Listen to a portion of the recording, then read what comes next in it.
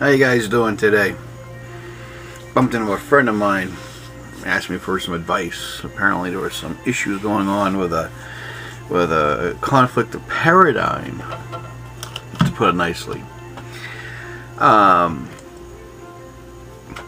like to teach thinking. I like to teach how to think, not what to think. So this is what I'm going to do. I'm going to explain myself and other people around.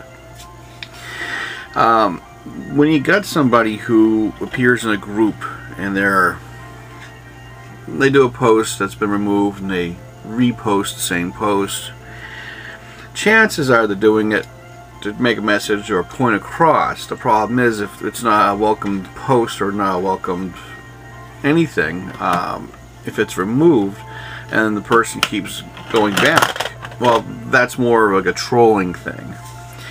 Another thing, anytime you have a disdain for another person or for the post that they're doing, for instance, look at the profile that the person's posting from, and if it's someone from another country or it's a fake account or a magical name or one of those deals, then you can kind of prove to yourself the validity of the post.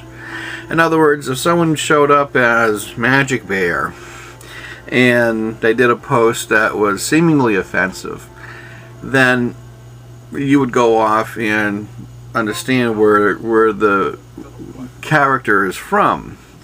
But when you jump on the bandwagon very quick to critique or criticize a paradigm, it kind of reflects something I think Crowley mentioned in Magic Without Tears, and that's that we usually latch onto our past. In other words, we accuse the bad guy. If this person's acting this way, then it must be this paradigm's problem or this paradigm's fault.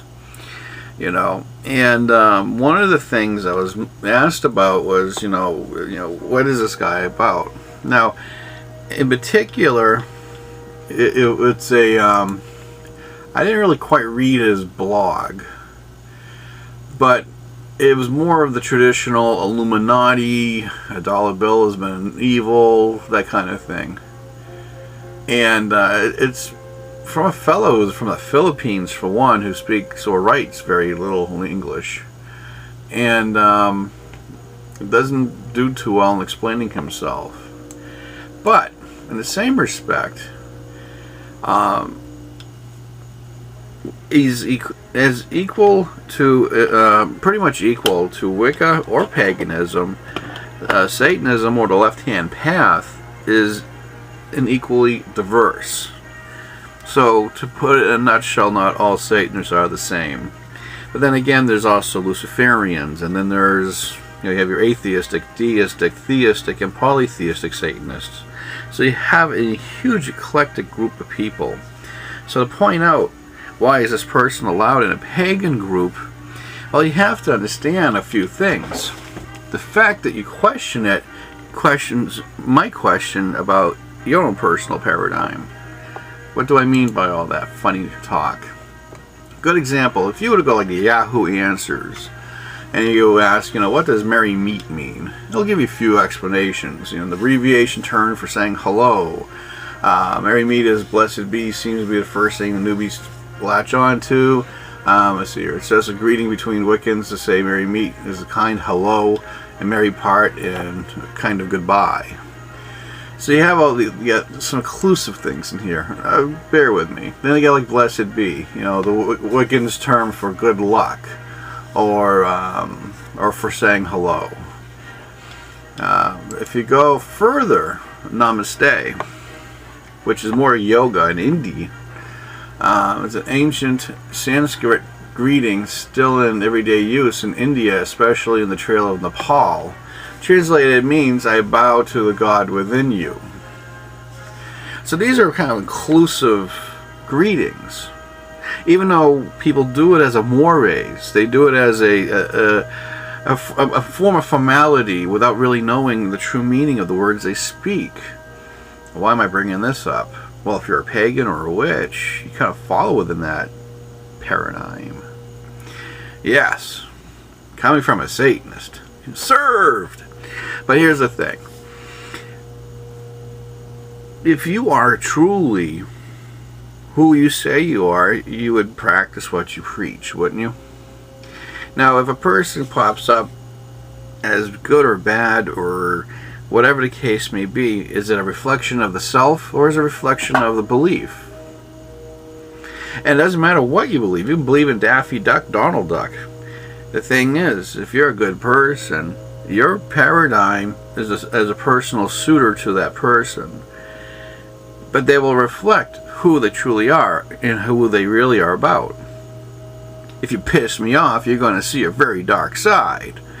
And if you are someone who I feel is worth being a part of my inner circle, you think I'm the best guy around. So good and bad, or good and evil, is very subjective. I personally believe we're all judged by our actions, no matter what title we carry. I mean, let's face it, I'm in a pagan and witchcraft group, for instance. But yet we see people who are claiming to be Christian, let's say the Westboro Baptist Church. Do they really act according to their own belief? You know, it's kind of an obvious answer. But are they just bad people hiding behind a religion?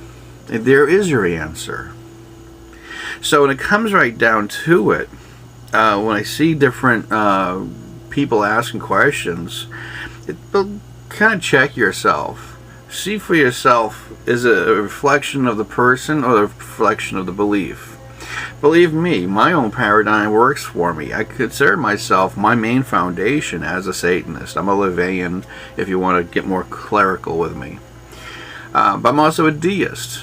I'm a Buddhist, I'm a Taoist, I'm pretty much an occultist. But my foundation is very objective.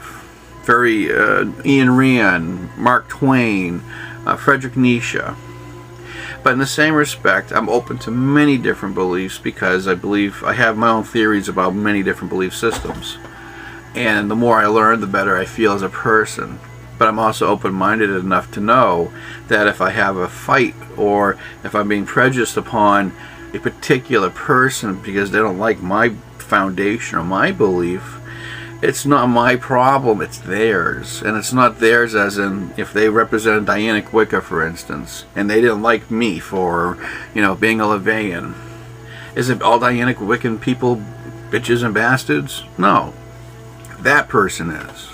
Because that person speaks for themselves. Your actions speak for yourself. Your paradigm does not speak for you. A book is a book, whether it's a Bible, the Quran, the Satanic Bible, the Mormon book, Buckland School of Witchcraft, whatever it may be. It's just a book. It's paper with words on it. What makes it special is what we interpret, how we act out on. Now, if you use religion as an excuse for your actions, well, we already know people who do that, right? So my suggestion to you, my fellows and friends of the pagan and witchcraft community, stop acting like them.